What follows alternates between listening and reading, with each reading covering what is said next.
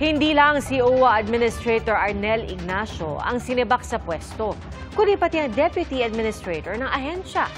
Kaugnay po yan sa maanumalya umunong pagbili ng lupaing nagkakahalaga ng mahigit 1 bilyong piso. Saksi si Ivan Mayrina. Pareho po silang tinanggal, hindi po sila pinag-resign. Yan ang sinapit ni OWA Deputy Administrator Emma Sinclair ayon mismo sa palasyo. Katulad daw na ipinataw sa tagapamuno ng ahensya na si Arnel Ignacio na ngayon patuloy na iniimbestigahan. Ito lamang po ay isang senyales. Maaari nating sabihin na ito ay panawagan ng Pangulo sa lahat ng mga nagtatrabaho sa ilalim niya. Nagampanan ninyo ang inyong trabaho. Huwag tanggalin ang pangluloko o lokohan sa inyong pagtatrabaho dahil hindi po mangingimang Pangulong tanggalin kayo sa pwesto. Sinubukan namin hinga ng pahayag si Deputy Administrator Sinclair sa pamamagitan ng kanyang nakalistang numero at email address sa OWA pero wala kaming natanggap na tugon. Ayon kay Migrant Worker Secretary Hans Kakdak, maliban sa pagkakatagal sa OWA ay naghahanda na sila maghain ng mga reklamo kaugnay ng maanumalya umunong pagbili ng OWA ng lupain sa halagang 1.4 billion pesos nang hindi dumadaan sa Board of Trustees. Questionable anya, maging dahilan ng pagbili ng nasabing lupa. Humihiling pa ng dagdag na panahon si Kakdak para tapusin ang kanilang investigasyon na unang natuklasan kasunod ng pag-ikot ay isang white paper sa OWA. Nagpaliwanag na raw sa kanila si Ignacio kung bakit hindi pinaalam sa board ang transaksyon at kung paanong naipalabas ang ganong kalaking halaga nang hindi dumadaan sa board. Pero kung si Kakdak ang tatanungin, kulang daw ang paliwanag ni Ignacio kaya niya ito inireport sa Pangulo na agad namang ipinag-utos ang pagsibak sa dating administrador. Yung hindi pagpapaalam sa board is in itself one of the grounds under the Anti-Graft Corrupt Practices Act. But again, I will not be ahead of ourselves, because right now investigation is ongoing on our side and in the palace, and there will be the appropriate filing of cases. Hindi pa malinaw sa ngayon kung mababawi pa ang ipinambiling 1.4 billion pesos at kung ano ang mangyayari sa biniling lupain ng OWA. Patuloy naming hinihinga ng pahayag si Ignacio, pero nauna na niyang sinabi sa GMA Integrated News na magsasalita siya sa tamang panahon. Para sa GMA Integrated News, Ivan Mayrina, ang inyong saksi. Nag-hire ng 3 counter-affidavit si dismissed Bamban Mayor Alice Guo para sa 3 reklamong kinakaharap niya sa Justice Department. Sa reklamong graft na nag-ugat sa pag-issue niya umano ng mga permit sa mga hindi lisensyadong pogo sa lungsod, nanindigan si Guo na ginawa lang niya ang kanyang tungkulin bilang alkalde. Wala rin umano siyang kahit anong koneksyon sa anumang transaksyon. Sa reklamong falsification, idiniin ni Guo na siya ay Filipino citizen, kaya wala umanong nangyaring pamemeke ng dokumento sa pagbili niya ng mga ari-arian. Pinabulaanan din ni Guo ang isinampa sa kanyang reklamong tax evasion na nag-ugat sa umunoy paglilipat niya ng shares at hindi pagbabayad ng tax. Aabot po sa 3,000 trabaho sa iba't ibang sektor ang maaring applyan sa Czech Republic. Saksi si Marie Zumal. Naghahanap ka ba ng trabaho? Baka naman merong para sa iyo ang bansang Czech Republic. Aabot sa kulang-kulang 3,000 mga job opportunities ang available para sa mga kababayan natin sa Czech Republic. Mas maganda raw kung meron silang karanasan na hindi bababa sa 1 taon sa food manufacturing, transportation, construction, logistics, pati na rin sa hospitality and support services.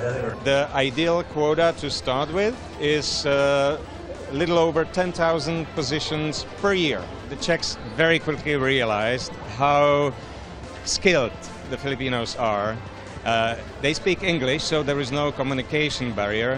They're very adaptable, so they can easily learn new skills. Depende sa propesyon, ang minimum salary nasa 1,600 euros kada buwan o mahigit 100,000 piso. Di pa kasama ang mga bonus. Ang ilan nating kababayan maagang nag-abang sa pagbubukas ng job fair. Kailangan pong kumita para sa pamilya. Kasi doon mo mararanasan yung malaking sahod. Tapos syempre, sa solo parent, kailangan ko rin for the future of my son. Ayon sa mga lisensyadong recruitment agency, hindi agad makakaalis ang mga aplikante dahil sa masinsing proseso. More or less yung whole process, it will take mga 6 months. We are continuously working on improving the process just to make it easier, more flexible, and to shorten it as much as possible. We make it easier in the sense that they can submit their documents electronically. At least we've mentioned to the President is to unify the OEC and the e-travel requirement so that one just needs to go through the eGov portal. Pinaalala rin ng DMW na walang kailangang bayarang placement fee sa pag-a-apply. Para sa GMA Integrated News, Mariz Umali ang inyong saksi. Sinimula na ang proseso para sa pagkuha ng 10,000 non-teaching staff ng DepEd. Sinabi naman ng isang grupo ng mga guro na hindi sapat ang 16,000 bagong teaching position para matugunan ang problema sa teacher-student ratio. Saksi, si Ian Cruz. 2 magkasunod na taon ng aplikante si Cecilia para makabalik maging guro sa public school. Noong nakarang taon, di raw siya pinala dahil sa kakulangan ng mga sertipikasyon at ilang kasanayang kailangan para matanggap na guro ng Department of Education. Naayos na raw niya ang mga requirements. Kaya sana raw makuha na siya ngayong taon lalo't nabalitaan niyang may 16,000 na guro ang kukunin ng DepEd. Magandang balita po sa amin na mga nag-a-apply, mga applicants po. Mas lumaki po yung pag-asa namin na magkaroon po kami ng trabaho at makapasok po kami sa public school. Umaasa ang DepEd na sa pagdaragdag ng mga guro, mapapaganda na ang teacher-student ratio ng bawat klase na kritikal para matuto ang mag-aaral. Patuloy din daw na tinututukan ng DepEd ang hiring ng mga guro sa bawat rehiyon para matiyak na hindi naantala ang appointment nila. Ayon pa sa DepEd, bilang suporta sa direktiba ng Pangulo na makapag-concentrate sa silid-aralan ng mga guro, sinimula na rin ng DBM ang pag-i-issue ng NOSCA o Notice of Organization, Staffing, and Compensation Action para sa pagkuha ng 10,000 admin staff ng DepEd. Madali lamang daw malaman kung may kakulangan talaga sa guro ang isang paaralan. Sumilip lamang sa mga klase at makikita ang indikasyon na nagsisiksikan ang mga estudyante sa isang silid-aralan. Sa inilabas na schedule ng DepEd, isasagawa ang Brigada Eskwela mula June 9 hanggang 13. Ito ang taon ng maintenance week sa mga pampublikong paaralan kung saan isinasagawa ang mga pagkukumpuni sa mga silid-aralan at sa ibang school infrastructure. Sa June 16 naman ang school opening. Magkakaroon ng 197 class days ang school year 2025-2026 na magtatapos sa March 31 ng susunod na taon. Pero sabi ng Teachers Dignity Coalition, nasa 100,000 umano ang kabuang kulang na guro sa bansa. Kung na-address nila yung shortage at nagkaroon tayo ng 20,000 last year plus 16,000 this year, so kulang pa rin ng more than 60,000 guro natin para ma-address natin at maibigay natin yung talagang kailangang number of teachers. Mahalaga raw magtuloy-tuloy ang hiring ng guro dahil sa kakulangan ng mga guro, nasa sakripisyo raw ang kalidad ng edukasyon ng mga mag-aaral habang nangangahulugan naman ng mas mabigat na trabaho para sa mga guro. Dalawang bagay nga yan, tumataas yung trabaho niya dahil check niya isa-isa yung mga trabaho ng mga bata, yung exercises, yung grades niya, gagawin niya isa-isa. Individual yun At hindi niya rin natututukan yung individual needs ng mga bata natin in terms of learning and even behavior. Sinisika pa ng GMA Integrated News sa makuhang panig ng DepEd tungkol sa pahayag ng TDC. Para sa GMA Integrated News, Ian Cruz ang inyong saksi. Sa susunod na linggo, nakatakdang ilatag ang rerouting ng mga sasakyan at iba pang detalye kaugnay ng EDSA rehabilitation. Posible umabot po yan hanggang 2 taon. Saksi, si Maki Pulido. Kung ngayon pa lang parusa ng dumaan sa EDSA, imagine na lang kung umarangkada ng rehabilitasyon ito sa kalagitnaan ng susunod na buwan. Talagang may perwisyo yan, pero kailangan po talagang gawin. Per segment at per lane ng konstruksyon at uunahin ng Pasay to Shaw Boulevard, southbound at northbound ayon sa DPWH. Inaasahang makukumpleto ang segment na ito bago matapos ang taon at saka isusunod ang ibang bahagi ng EDSA. May construction man, hindi isasara ang EDSA bus carousel. Pinag-aaralan pa ngang dagdagan ng mga bus habang inaayos ang EDSA. Kahit naayusin yung inner lane, ang busway will remain. Lalabas lang tayo sa next lane Sa susunod na linggo pa raw ilalatag ng DOTR, MMDA at DPWH ang mga detalye ng EDSA rehabilitation. Kabilang na rito ang rerouting ng mga sasakyan. Isa sa mga inaayos ay kung maaaring makigamit ng Skyway ang mga umiiwas sa EDSA nang hindi nagbabayad ng toll. At kahit na mababawasan ng mga lane dahil sa rehabilitasyon, balak nilang magtakda ng specific lane para sa mga sasakyan, motor at bisikleta. Yung mga motor vehicles as against yung mga bicycles or motorcycles on lane by lane para hindi ho magkakalabo-labo and to smoothen actually the travel along EDSA as we do the rehabilitation. Iniisip pa lang ng truck driver na si Romnick ang pagtindi ng traffic, sumasakit na ang likod niya. Tapos maiihi ka pa, di mo malaman kung saan ka ihi. Kasi gano'n lang yung takbo mo. Pero higit sa sarili niyang aberya, mas nag-aalala siya para sa pinapasukang hardware store dahil baka mabawasan ang kita ng kanilang kumpanya. Kunti lang ang deliver namin kasi maghapon isang deliver. Mahirap mabalik. Maaring tumagal ng 1.5 hanggang 2 taon ang EDSA rehabilitation. Pero pag natapos yan, di raw ibig sabihing maglalahong parang magic ang suliranin ng matinding trapiko sa EDSA. Ang pag-rebuild ng EDSA ay hindi solusyon sa traffic. Ultimate solution ay mass transportation. Para sa GMA Integrated News, Maki Pulido ang inyong saksi. No Contact Apprehension Policy o NCAP muling ipatutupad ng MMDA sa Lunes, May 26.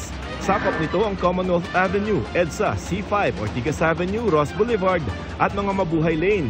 Ayon sa MMDA, malinaw ang kanilang mga CCTV at pwedeng i-zoom in ang mga makikitang lalabag sa batas trapiko, pati plate number ng sasakyan. Basically, yung mga violations po instead na physically i-apprehend ng ating enforcers, ay CCTV cameras na po ang huhutin. Then, ipapadala na lang po namin yung notice of violation sa registered address po nila sa LTO.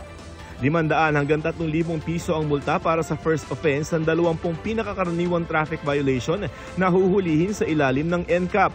Tulad ng hindi paggamit ng seatbelt o helmet, illegal parking, reckless driving, counterflow, overspeeding at iba pa. Pwede naman daw i-contest o ireklamo kung hindi naman ikaw ang may dala ng nahuling sasakyan. 17 milyong overvotes para sa mga senador sa nakaraang eleksyon ay dineklarang invalid ayon sa COMELEC. Sabi ni Chairman George Garcia, katumbas yan ng 1.3 milyong Pilipino nag-overvote. Dagdag niya, sino mang senatorial candidate na gustong questionin ang pagpapawalang bisa ng mga boto dahil sa overvoting ay pwedeng maghain ng election protest sa Senate Electoral Tribunal. Sa lahat po ng eleksyon, lagi nagawa. Hindi po natin kayang pigilan. Kung ang mga kababayan natin ay minsan po kasi na-shade na, nagbago isip, inaglagay ng X. Kasi po nagbago isip, pero yun nga po touch move po kasi. 28 police commander sa NCR piniimbestigahan matapos masilip sa surprise inspection na walang nakatao sa mga outpost at assistance desk ng PNP. 2 araw na nagmasid ang mga undercover operative mula sa NCR Police Office. Nakita rin nilang may mga pulis na nagsiselfone habang naka-duty. Paalaala ng PNP, bawal ito dahil may radyo naman pwedeng gamitin para sa official communication. Magpapatuloy daw ang mga surprise inspection para matiyak na walang nagpapabayang pulis at kanilang mga opisyal. Para sa GMA Integrated News, ako si Joseph Morong, ang inyong saksi. Matapos ang midterm elections, pinaghahanda naman ngayon ng COMELEC ang parliamentary elections ng Bangsamoro Autonomous Region in Muslim Mindanao sa Oktubre. Pinaplansya na rin ang bagong features ng BARM elections. Saksi, si Sandra Aguinaldo. Nagsimula na raw maghanda ang COMELEC sa parliamentary elections sa Bangsamoro Autonomous Region and Muslim Mindanao o BARM na gaganapin sa October 13 o 5 buwan mula ngayon. Kaparehong makina o automated counting machine ang gagamitin sa eleksyon pero 7,000 units lang para sa 2.3 million na botante ng BARM. Kaya naman pinag-aaralan daw ng COMELEC kung paano pa mapapaganda ang sistema mula sa naranasan sa nagdaang eleksyon. Gaya halimbawa ng pagpalya ng mahigit 300 makina na posible raw na dahil sa sobrang init ng panahon at ilang napaulat na pagluluwa nito ng balota. Kahapon po na i-brought up po yung idea na yan na nagkamali ba tayo sa 100 GSM o tama lang yung 100 GSM. So kung ginawa ba natin 160 GSM na katulad ng dati, ano ba ang pagbabago niyan? Hindi naman po talaga nagbablat kung napansin niyo yung balote. Yung ballpen, naghihimulmul yung harap. Kung bibigyan daw ng grado ni Garcia ang Miro Systems na nagsupply ng makina sa pagitan ng 1 to 10, kung ang binigyan ko ang komisyon ng 8.5, ibibigyan ko sila na lang ng 8. Paliwanag ni Garcia, ibabalik ng COMELEC sa Miro ang mga nirentahang makina at maiiwan lamang yung gagamitin sa BARM. Ipatutupad rin daw nila ang kakaibang feature ng parliamentary elections alinsunod sa batas. Isa po sa mga features ng Bangsamoro parliamentary election ay dapat isama yung mismong pictures ng mga kandidato. Dapat isama yung mismong logo ng mga political party o yung mga organization. At dapat magsama ng none of the above feature para may option kung ayaw bumoto talaga. Kakailangan nating baguhin ang source code. Magagamit pa rin ang Starlink sa mga lugar na mahina o walang internet signal. Lalo't pinag-uusapan na raw sa provider nito na I1 Resources Inc. ang pagdodonate ng 8,000 unit ng Starlink sa Department of Education at COMELEC. Para sa GMA Integrated News, Sandra Aguinaldo, ang inyong saksi. Inalis sa pwesto at nasa restrictive custody ng Philippine Air Force ang isang aktibong 2-star general. Yan po'y habang gumugulong ang investigasyon sa reklamong rape na isinampa ng 2 sundalo laban sa kanya. Saksi, si Salima Refran. Kuha sa CCTV ang pagdating ng van na ito sa San Fernando Air Base sa Lipa, Batangas, madaling araw noong Enero 29. Bumaba mula sa van ang mga sundalong ito na galing sa inuman kasamang isang 2-star general na kinailangan pang alalayan ng mga sundalo papunta sa kanyang quarters.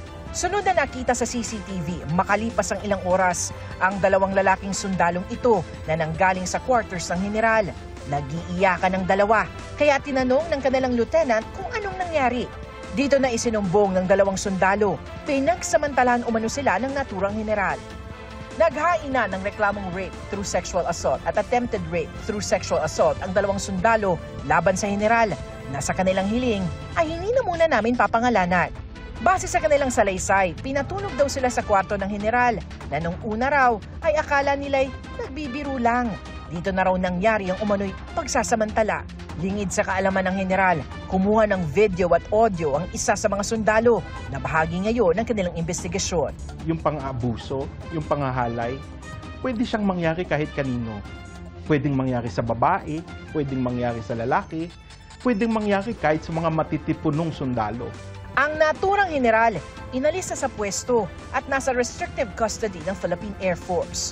Ayon sa investigasyon ng Office of Ethical Standards and Public Accountability ng Headquarters ng Armed Forces of the Philippines sa Camp Aguinaldo, nakitaan ang prima facie evidence para paharapin ang general sa pre-trial investigation patungo sa paglilitis ng court-martial ng AFP. Pero sa kanyang counter-affidavit, mariing itinatanggi ng general ang mga reklamo. Hindi raw nagsasabi ng totoo ang 2 sundalo at hindi raw ito nangyari. Malalakas daw ng mga sundalo ang 2 na kaya raw siyang pagtulungang gapiin. Wala raw siyang anumang armas o patalim at hindi rin daw siya gumamit ng puwersa, pagbabanta o intimidasyon. Maaari naman daw umalis sa mga ito o gumamit ng puwersa para pigilan ang mga sinasabing pangyayari. Ang 2 sundalo naghain na rin ng mga reklamong rape through sexual assault at attempted rape through sexual assault sa Lipa Prosecutor's Office sa Batangas. Wala naman silang ibang gustong makamtan kundi yung hustisya. Naniniwala sila na kahit gaano pang kataas, kahit gaano pang kakapangyarihan yung mga nang-abuso sa kanila, kahit 2-star general pa yan, at the end of the day, kahit gaano kahaba yung landas na tatahakin nila, lalabas at lalabas yung katotohanan, makakamtan at makakamtan nila ang hustisya. Samantala, na kay AFP Chief of Staff General Romeo Browner na ang initial findings ng investigasyon sa insidente. For review na po siya and signature po ng ating Chief of Staff. Siya din po ang ating convening authority and the case is currently awaiting po his approval for the referral po to sa ating General Court Martial. Yung pong ating accused will face trial under Articles of War 96, no? Ito pong conduct unbecoming of an officer and a gentleman, and 97, conduct prejudicial to good order and military discipline. Zero tolerance po tayo for any form of misconduct such as this po. Iba pa ang court-martial sa proseso ng mga korte sa bansa. Ayon sa AFP, ite-turn over nila ang general sa civilian authorities oras na may warrant of arrest o commitment order na para sa kanya. Para sa GMA Integrated News, Sanima Refran, ang inyong saksi. Iniulat sa annual stockholders meeting na numero 1 pa rin ang GMA Network sa viewership, digital engagement at mga radio broadcast. Yan po'y sa kabila ng iba't ibang hamon sa ekonomiya noong nakaraang taon. Saksi si JP Soriano. Sa telebisyon, radyo, online, at maging sa takilya, patuloy ang pananaig ng GMA Network itong 2024. Yan ang iniulat ni GMA President and Chief Executive Officer Gilberto R. Duavit Jr. sa annual stockholders meeting ngayong araw. We retained our position as the convincingly dominant TV broadcast network in the country. Base sa National Urban TV Audience Measurement People Ratings ng Nielsen, nagtala ng average ratings na 5.1 ang GMA, malayo sa 1.9 ng TV5. Sumunod naman yan ang GTV.